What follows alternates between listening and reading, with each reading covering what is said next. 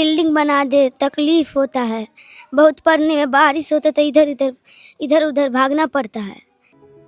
जरा सोचिए, एक बच्चा है जो रोज पैदल चलकर स्कूल जाता है। जब वो स्कूल जाता है तो देखता है ना ठीक क्लासरूम है, ना वॉशरूम है और ना वेल क्वालिफाइड टीचर। और फिर हम प्रश्न करते हैं कि भारत में इतनी बेरोजगारी क्यों है।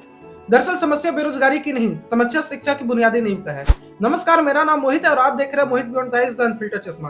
और आज इस वीडियो में हम बात करेंगे भारत की सरकारी शिक्षा व्यवस्था की हालत, इंफ्रास्ट्रक्चर और क्वालिटी टीचिंग की हालत, और कंपेयर करेंगे भारत की शिक्षा प्रणाली को चीन और इटली जैसे देशों से। किसी भी शिक्षा प्रणाली की शुरुआत होती है स्कूल इंफ्रास्ट्रक्चर से, पीने की पानी से, बिजली से और स्कूल की बिल्डिंग से। लेकिन हकीकत यह है कि भारत में आज भी हजारों स्कूल ऐसे हैं जहां की क्लासेस आज भी जर्जर स्थिति में है। बारिश में पानी टपकती है, लड़के और लड़कियों के लिए अलग अलग वॉशरूम नहीं है, कई स्कूलों में आज तक बिजली नहीं पहुंची है और कई जगहों पर यह देखा गया है कि क्लासेस पेड़ के नीचे चलती है। सरकारी रिपोर्ट के अनुसार आज भी भारत में ऐसे हजारों स्कूल हैं जहां पर सिर्फ एक शिक्षक काम कर रहे हैं, या फिर ऐसे स्कूल है जहां एक ही कमरे में 3-4 क्लासेस चल रही है। सरकार कहती है कि हमारे पास 1 करोड़ से अधिक शिक्षक हैं, मगर सवाल संख्या की नहीं, क्वालिटी की है, गुणवत्ता की है।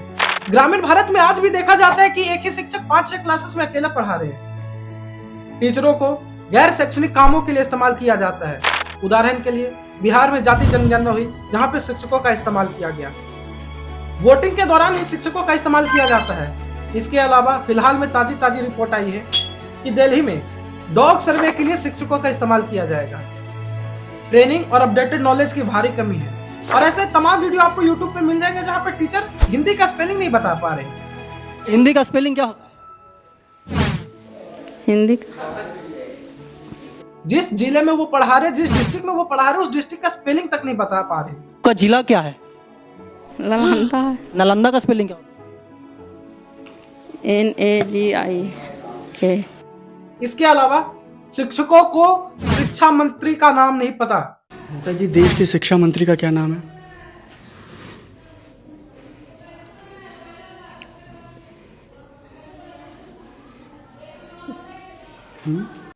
नतीजा ये होता है कि बच्चा स्कूल तो जाता है मगर सीख नहीं पाता। अब आप पूछिएगा कि ऐसा क्यों होता है, तो इसका कुछ महत्वपूर्ण कारण है। सबसे पहला, शिक्षा बजट का गलत इस्तेमाल, यानी जो धनराशि केंद्र सरकार और राज्य सरकार द्वारा आवंटन किया जाता है उसमें घोटाला स्कूल इंफ्रास्ट्रक्चर बनाने के नाम पर होती है। घोटाला मिड डे मील में होता है और घोटालों का सिलसिला इतना बढ़ गया है कि घोटाले बच्चों की किताबों तक पहुंच गई है। दूसरा कारण, भारत में शिक्षा पर किसी की जवाबदेही तय नहीं की जाती, यानी भारत में शिक्षा विफलता के लिए कोई भी जिम्मेदार नहीं है। तीसरा कारण, शिक्षा बजट में कटौती। वर्ष 2014 में भारत का शिक्षा बजट था 83,177 करोड़ और आज वर्ष 2025 में यानी 11 सालों बाद शिक्षा बजट है 1,28,600 कुछ करोड़। अब आप कहिएगा कि यार शिक्षा बजट में तो बढ़ोतरी हुई है, मगर ठहरिए, वर्ष 2014 में भारत की कुल बजट थी 17 लाख कुछ करोड़ और आज वर्ष 2025 में भारत की कुल बजट है 50 लाख कुछ करोड़, यानी टोटल बजट 3 गुना हुआ, मगर शिक्षा बजट 1.5 गुनी, यानी जो ग्रोथ रेट है वो आधा। चौथा, भारत की शिक्षा व्यवस्था रटंत्र प्रणाली पे है। और पांचवा, भारत में नीतियां अच्छी बनाई जाती है मगर धरातल पर लागू नहीं किया जाता। आप बहुत सारे देखे होंगे, सर्व शिक्षा अभियान, बेटी बचाओ बेटी पढ़ाओ, ये सारी योजना जो सिर्फ किताबों में और पन्नों में सज कर रह गई, धरातल पर कभी लागू नहीं किया गया। इसके साथ साथ अगर कोई बच्चा प्राइवेट इंस्टीट्यूशन में पढ़कर, प्राइवेट स्कूल में पढ़कर, प्राइवेट कोचिंग में पढ़कर कुछ बनने का कोशिश भी करता है, कोई सरकारी एग्जाम निकालने की कोशिश भी करता है, तो भारत एक ऐसा देश है जहां पर पेपर लीक बहुत नॉर्मल सी बात है। उठा के लोगों को ले जा रही थी जैसे ये आतंकवादी हैं। आए दिन भारत में पेपर लीक होते हैं और हजारों माँ बाप के सपने ऐसे ही पानी में चले जाते हैं। पेपर लीक के अलावा ऐसा बहुत बार देखा गया कि सरकारी स्कूलों में बच्चों से काम कराया जाता है।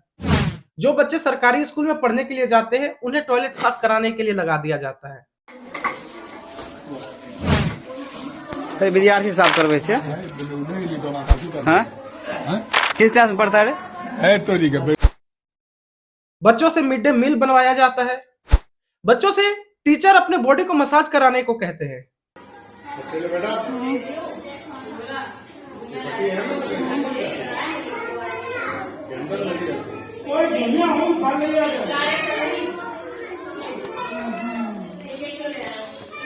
इसके अलावा कई बार ऐसे केसेस देखे गए हैं जहां पर लड़कियों को टीचर हैरेस करते हैं।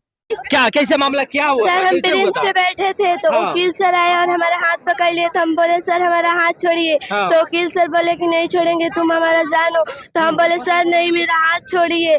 सर नहीं छोड़ रहे थे और इतना गंदा गंदा बात बोल रहे थे। भारत में एक तो लड़कियों को पढ़ने की आजादी उतनी है नहीं, और अगर गलती से कोई लड़कियां पढ़ने चली जाती हैं तो ऐसे ऐसे केसेस देखकर पेरेंट्स और घबरा जाते हैं। अगर आप चाहते हैं कि भारत की शिक्षा प्रणाली में सुधार आए तो सवाल कीजिए। सवाल अपने क्षेत्र के विधायक से कीजिए, सवाल अपने क्षेत्र के सांसद से कीजिए, सवाल राज्य सरकार से कीजिए, सवाल केंद्र सरकार से कीजिए, शिक्षा मंत्रालय की जवाबदेही तय कीजिए। अगर आपको ये वीडियो अच्छी लगी हो तो ज्यादा से ज्यादा लोगों तक शेयर कीजिए। अपनी ओपिनियन को कमेंट में कीजिए। मिलते हैं एक नए वीडियो में, तब तक ख्याल रखिए। जय हिंद, जय भारत, इनकलाब जिंदाबाद।